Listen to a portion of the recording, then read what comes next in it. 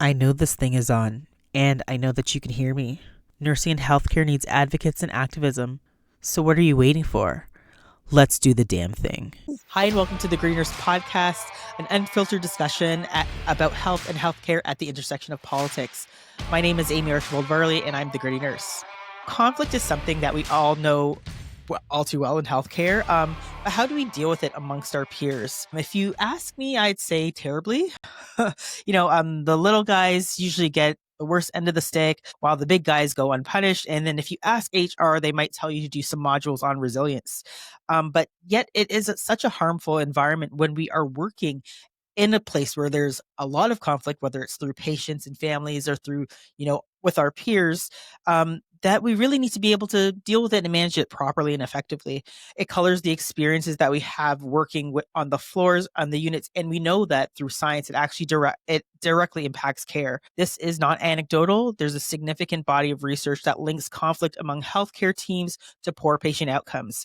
Numerous studies have shown direct and measurable relationships, and that is what we're talking about today, resolving conflict. And I believe that this will be fun. Here with us today is Lena Morgan. Lena is a former midwife who transitioned into the field of communication and conflict resolution. She is the creator of the Fight Languages Framework, a system designed to help individuals and groups understand and navigate conflict more efficiently, ultimately turning conflict into connection. Welcome to the show, Lena. Oh, thank you so much for having me, Amie. I'm psyched to be here. I'm so glad that you're here because you know what? I know that you've dived into the world of healthcare and we'll get to that now. But maybe tell us a little bit about your journey and yourself. Yeah, absolutely. So I have done a lot of things over the years, but really my focus has always been around empowering women.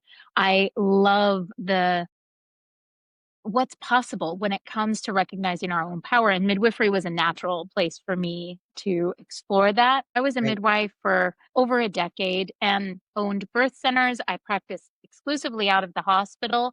And it was really focused on helping that client, that mom, that family find their voice and advocate for themselves. Right. And so through that lens, conflict resolution and communication in general was the top of the list every time because I believe she's the expert in her body, her baby, and her Right. family.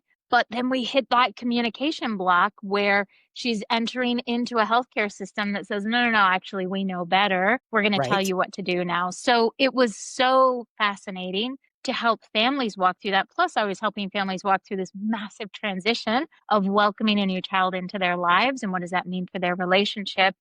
Right. So, because the healthcare field is a really difficult one, I ended up with PTSD, burnout. I had to leave Right. midwifery, but still wanted to find something that was meaningful and connected to people and had that, empowerment. And man, it was a pretty seamless transition into conflict resolution. And as soon as I started down that path, I was like, okay, the love languages are cool. I get that.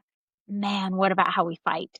And so I went online like this has Right. to exist, right? And found nothing that was a tangible framework that made it easy to start fighting differently. Right. It was like amazing to think back of all of the people that I've seen, the communication styles, the conflict styles.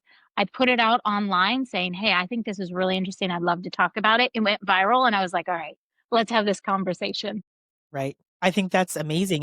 And I think this is kind of like the time is ripe to have this conversation again. Similarly, conversations around compassion. Like I feel like we're going not in the right direction here in relation to being able to express ourselves. I think that, technology is an amazing thing, but also can be the downside because Right. one of the things even my husband had noticed, who's a social worker, he's like, and he works with teenagers, he's like, the communication between them and their parents are so poor because Yep. of social media and because of the way that they navigate conversations. We can't navigate conversations in 30-second bites, right? It just Yeah. doesn't really work that way.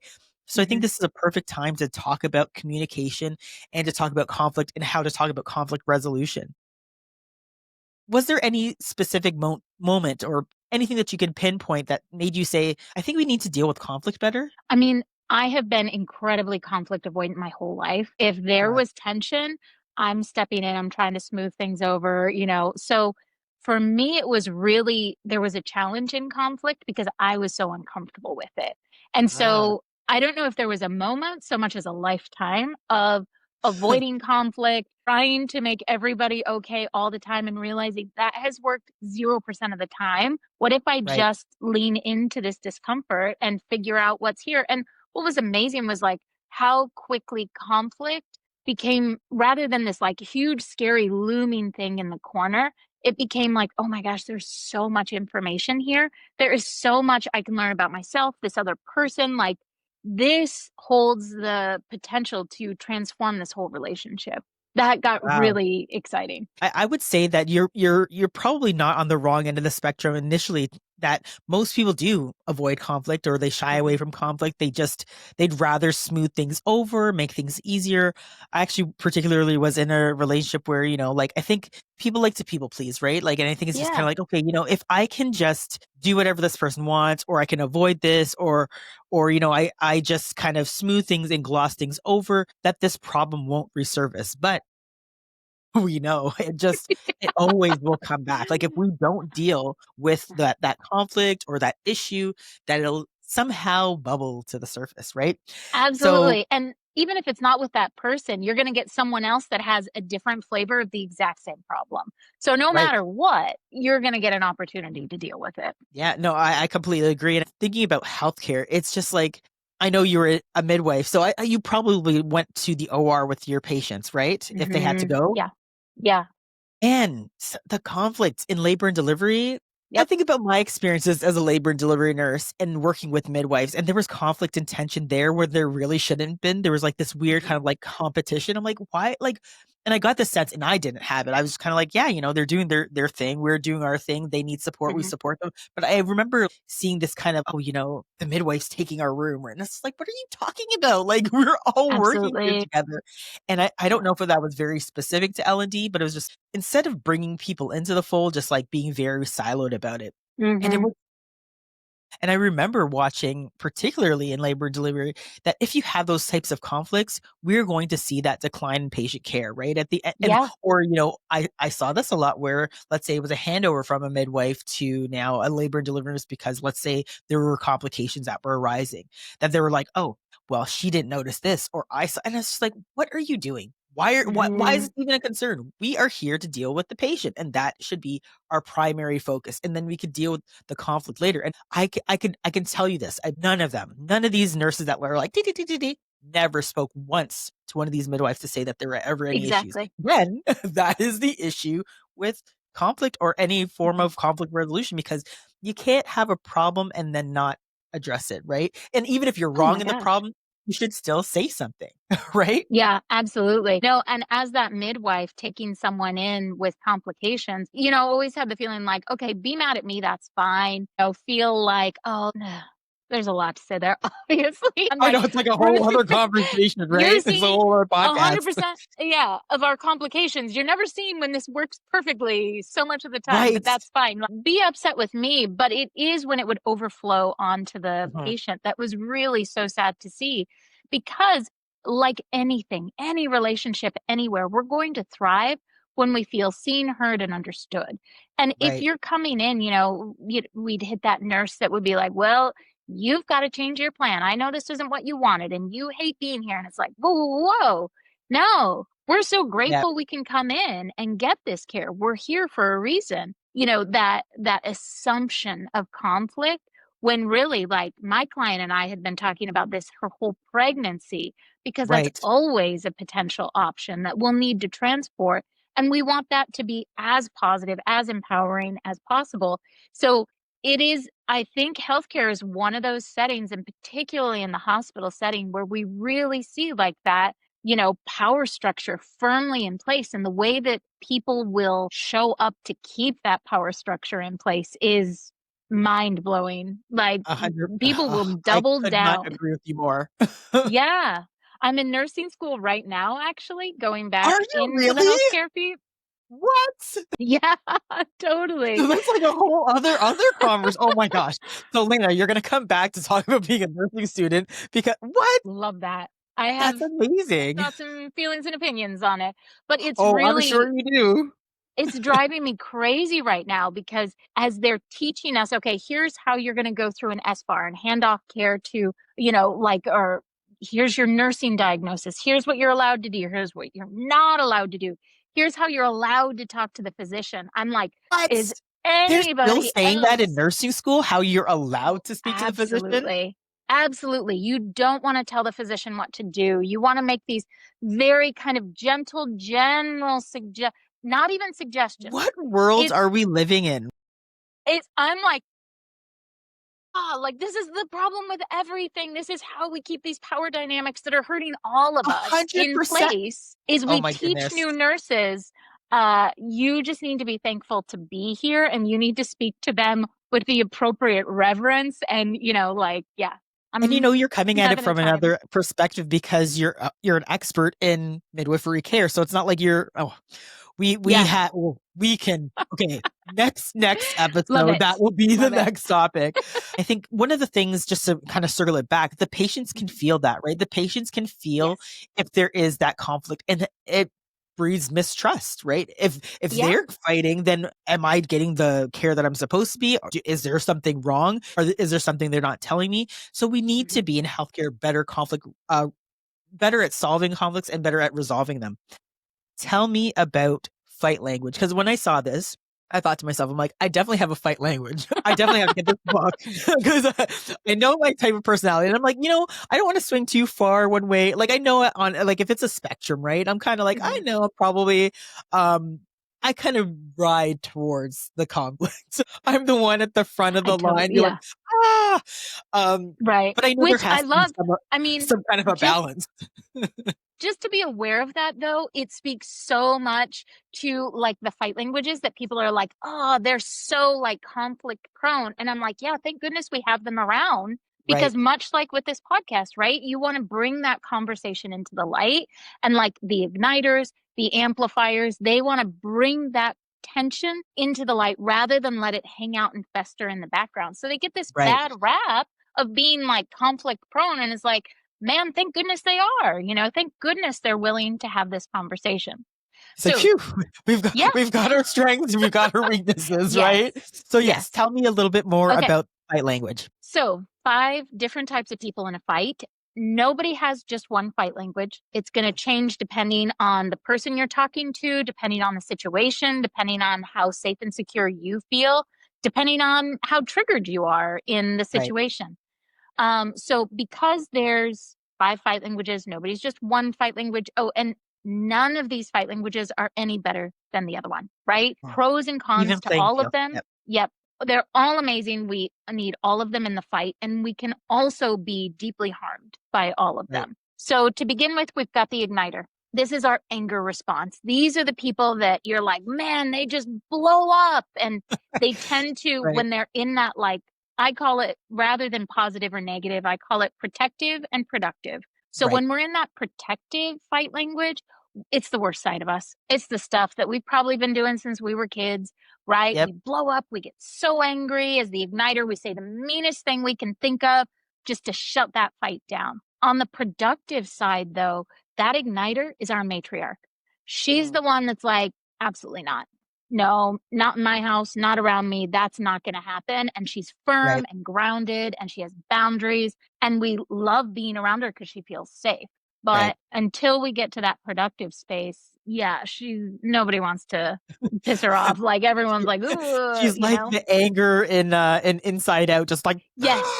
Yes, exactly. Exactly. So then we have our amplifier. This is the emotional response. These are the people that are like, I hate getting angry. I always cry or, like it's all about me when we're in a fight and it's how I'm right. feeling and you're not listening to me because you did this and now I feel this way. So the amplifier, where to back up, the igniter wants to feel protected. And if Right. someone's not going to protect them, they are going to protect the relationship and the situation by pulling the pin out of the grenade.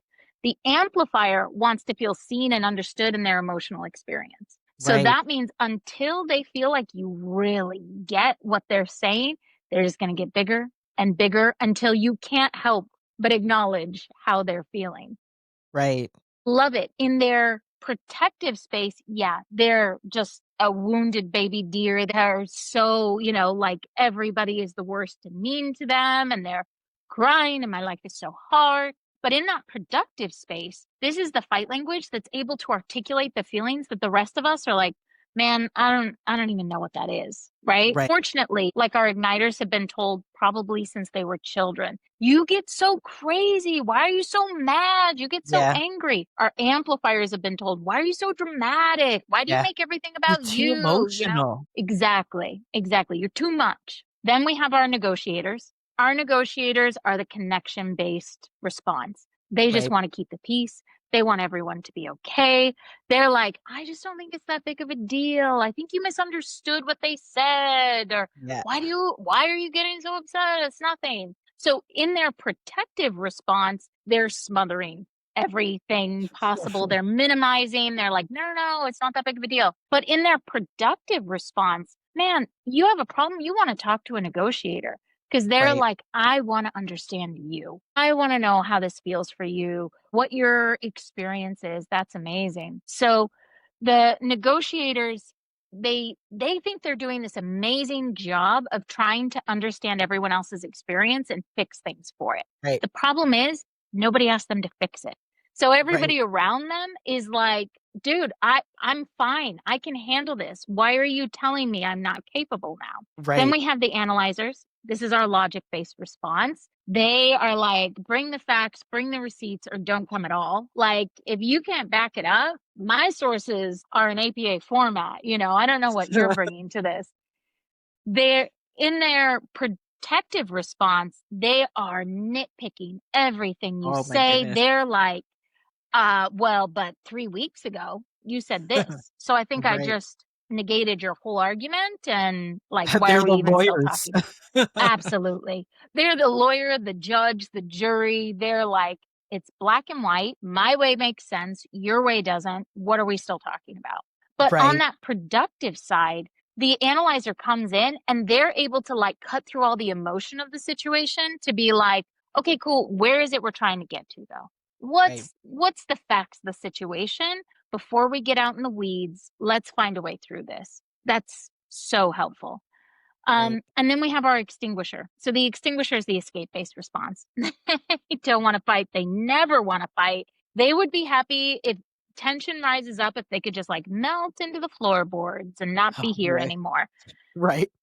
In the productive or the protective response, these are the people that are like, tensions start rising. They can't even make eye contact. They're wandering around the room. They're doing dishes. They're like, you know what? I got to head to the office or the gym or Right. anywhere but here. Like, it's almost like they disappear into their minds and they just shut down, or they disappear out of the house and they're like, you can't fight with me if I'm not near you. If I'm not here, On yeah. that productive side, though, we all need a little extinguisher in us, right? Because we need Yeah. the ability to like hit pause, Yeah. find a time that we can hit play again, but know when things are getting elevated, it's really not going to be very productive and it's time to take a break. Yeah, and it So sounds like those are almost the like five. knowing when to walk away too, like knowing when the fight is Mhm. done and just walking away. Yeah, I like that. Right?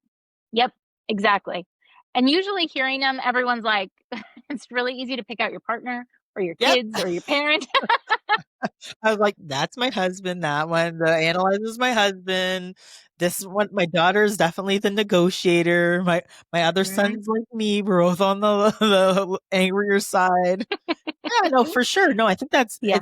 there's such poignant descriptions, right? And I think everybody can find a sense of themselves in one of them. And then, like you said, like I can see where some of my fight language could be a little bit of a negotiator, depending on Hmm. what the situation might be. Like I can see that, Hmm. different styles might be for different occasions too. But I know that I'm predominantly one more over than, than another. But I definitely see at times in my own life that I've used them in different places. Yeah, absolutely. Like we like often become the negotiator or the analyzer at work, or maybe the extinguisher where we're like, it's not worth it. Nothing ever gets Right. resolved. I just don't even want to be a part of it. And that's why, so I have a free quiz on my website at fightlanguages.com, just 10 questions, and it tells you what your top three fight languages are. And I think it Right. is fascinating when people take it several times. Think of your partner the first time. Think of a parent you struggle with the second time. Think of your Right. coworker the third time. to get a sense of what are the different fight languages that I'm using in these situations. Because the goal is to become fluent in your fight language, right? So you Yep. can start speaking it more productively. You can translate what this other person's saying because they're probably doing a terrible job of, speaking this fight language productively so you can Right, work right. with them on it. You can hear what they're saying behind whatever crazy thing there is coming out of their mouth and actually make it start to be productive and not just have that same old fight again. No, I think it's something that's definitely needed, not just in healthcare, but just in general. Like, I think it's such an easy way, well, not easy, but such a way that people can really connect and relate to it. And again, I think so like, I guess my next question to you would be, so, healthcare is kind of like the wild, wild west. How do we think that we could use the fight languages to help healthcare? Because I can see it. Like, I could definitely Yeah. see that this should be probably like, entry level training before you even like start working in healthcare. But like, how do you see that it could, help and Mhm. change the face of healthcare? Man, when it comes to patient care in particular, it makes me so excited, the potential that exists there when you understand this combative patient that is not going to get the level of care they need, sometimes won't get out of their own way to let that care happen. To be able to speak their fight language, to understand what they're saying behind what they're, verbally throwing at you, to be able to de-escalate a situation just by having someone feel understood because you've stopped speaking your own fight language and now you're speaking theirs means that we can provide care that is really what people need rather than the like theoretical band-aids on a situation of like, I give up, I don't know. Or a lot of times, gosh, if we have an extinguisher coming in for whatever healthcare they need, we know that this is someone that's going to need time to ponder things.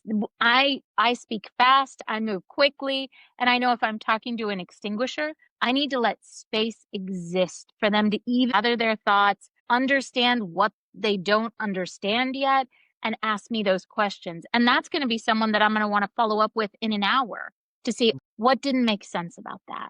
How are you feeling about that now? So then if we have an amplifier who's having this big emotional experience, it would be really easy, particularly if it's a woman that we're talking to. We know that healthcare providers are more likely to dismiss that woman and her emotions. But if we can come at it saying, well, this is an amplifier. She's having an emotional experience. And if I can acknowledge the emotions in a way where she feels understood, again, this is so important, right? Because we think, Right. okay, no, I acknowledged them, but you didn't. She didn't feel like you understood her, right? It's not done yet. But as soon as it is, it's like a light switch. It's like, okay, like I'm an amplifier through and through when I'm not in my people pleasing negotiator era. And my partner's like, it's wild to see that light switch. I have a daughter that's an amplifier as well. And when that Right. person feels understood, it's like, oh, okay, I can let it go now. So to go from a patient who feels like I can't even do anything here to someone who now feels like, okay, you get me. We've got someone who's far more likely to follow through on compliance. We've got someone who is more engaged in their care. We know that they're going to have a better health outcome. We know that they will quite literally heal better because they're not having that internal conflict anymore about the situation. I think the first inclination is to think about your own fight style and how might you have a conversation with someone else. But to take it on as to be like, well, what is this other individual's fight style and how can I have a conversation with them? I think that's actually really, really powerful. I think that's actually a really good form of communication because it is actually looking at someone else and saying, how do I better understand this person and this person's perspective and how do I meet them where they are? And the point that you mentioned about, women, I think particularly just to kind of add on and build that, although that some women might have that type of style, I think it's also important to follow that through with action because there is evidence in healthcare that women do, come in and say they have these types of healthcare complaints and feel that they're fobbed off. And then the other piece is there isn't anything done. And then, for example, like I spoke to someone today who had a 6-year run of trying Yeah. to find out that she had MS at the end of it, and was like, now I felt I was gaslit the whole time, but now I am validated with the fact that something was wrong with me. And I think that's the other piece. Like, we just need to do a better job of really trying to understand where people are coming from, and then couple that with action, right? Like, I think it's one thing to understand, but then bring it that step forward by saying, okay, Mhm. here's what I'm going to do to help with X, Y, and Z, whatever the case may be. You know what I mean? Oh, yeah. 1,000%. I mean, when we look at autoimmune issues, women on average, it's like 6 to 7 years longer to get a diagnosis than it is for a man. You know, like it's wild when we look at women's healthcare in particular. And so much of what we're doing with the fight I languages is hear we're you. telling Yeah. someone, I believe you. I believe that's the experience you're having. And to take that into a healthcare setting to say, I might not understand how it feels for you, and I might not know why it's happening, but I believe that that is your experience. Huge. And I think often healthcare providers feel like if I say, I believe that's how you feel, I now have to take responsibility and fix it immediately. And it's like, man, that's not what we're saying here, right? What we're saying is you validated this person's experience. You're going to get more information about how it feels for them, what the symptoms they're experiencing. You're going to have an easier time of working through Right. that process because you have this patient on your team now, right? You guys are now the detectives figuring this out together versus the frustration I'm sure that providers feel of like, well, but if I every ache and pain, I'm going to be here forever trying to figure out what this is. And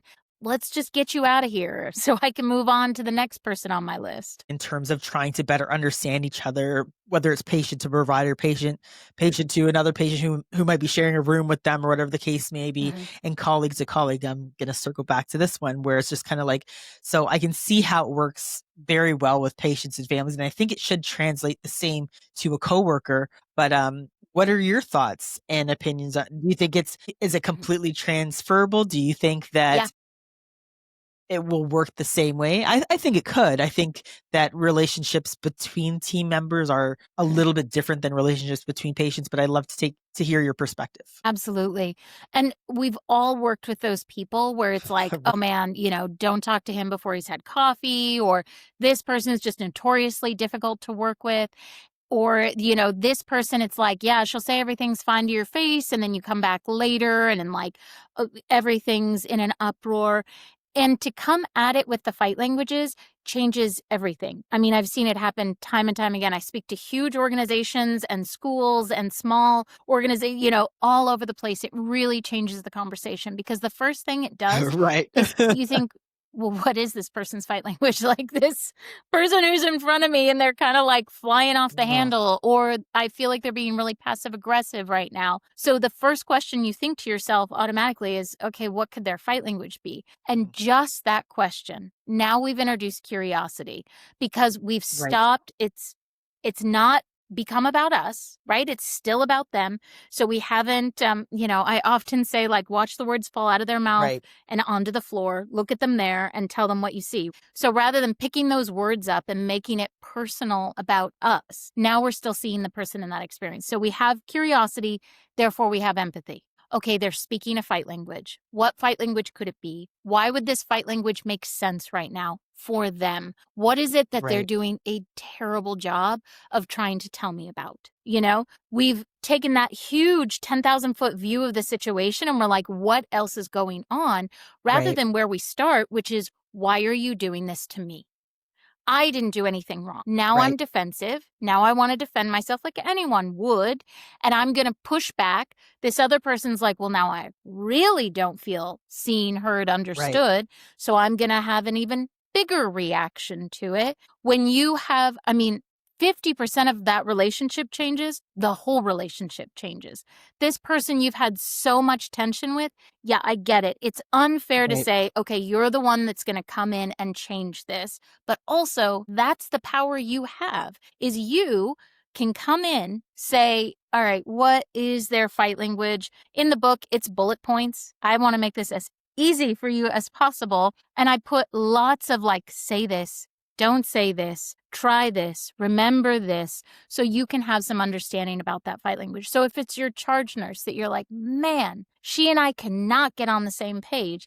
If that next interaction you were listening to her thinking, what is this person's fight language that I'm struggling with so much? Just that, the curiosity. Now we've got empathy for, okay, she's speaking a fight language.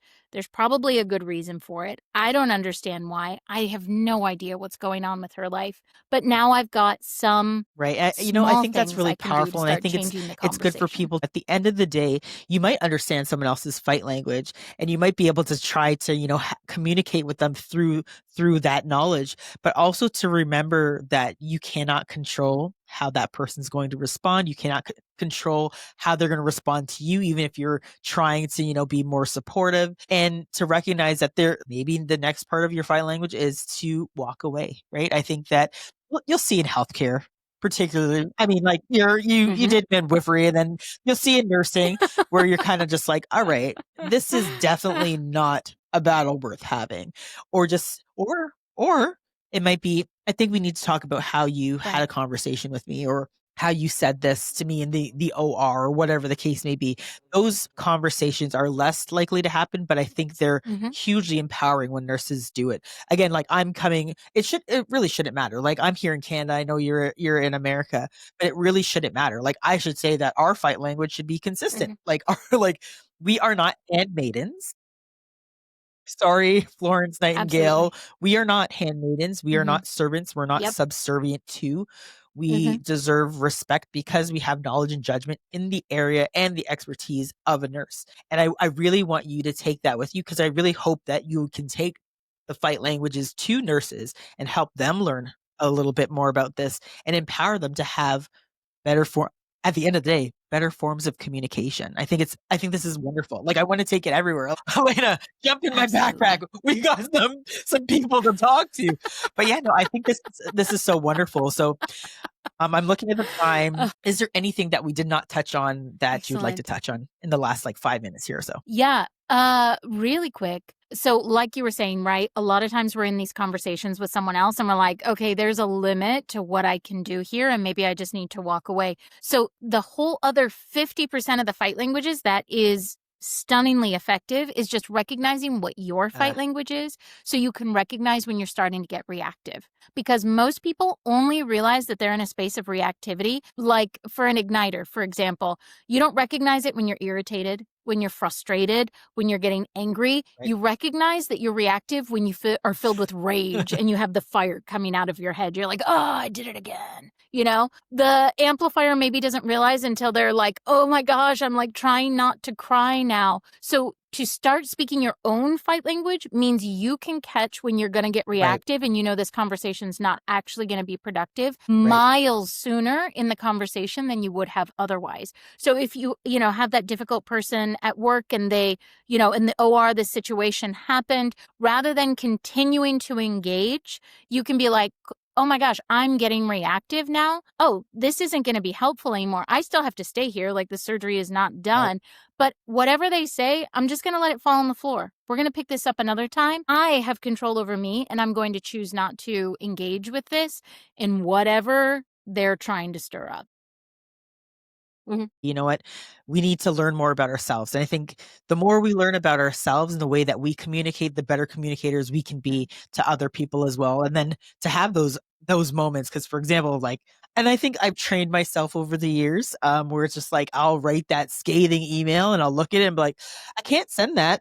So I will retype it and then send it. But it took me time to have that recognition to say, okay, I know if I write this and send this out, that I'm going to elicit another type of reaction as well. And to know that within myself, that is all right, I can still write a scathing email, but in a very different manner. So I think this is such an important conversation to have. Thank you, Lena, for coming on Greeners podcast to talk about the fight languages and talk about resolving conflicts.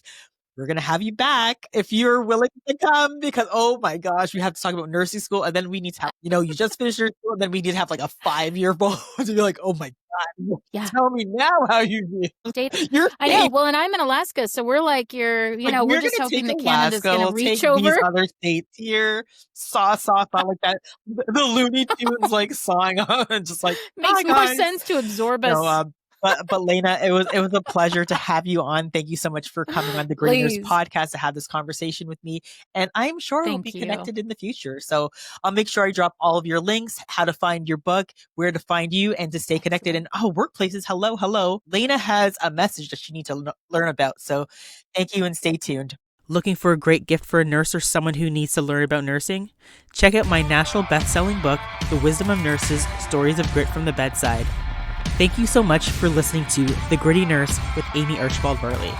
If you're watching on YouTube or listening on Apple Podcasts, Spotify, iHeartRadio, or any other podcast platform, please hit the subscribe button so you'll never miss out on any awesome episodes from The Gritty Nurse. Thank you so much and stay tuned until next time. Stay gritty.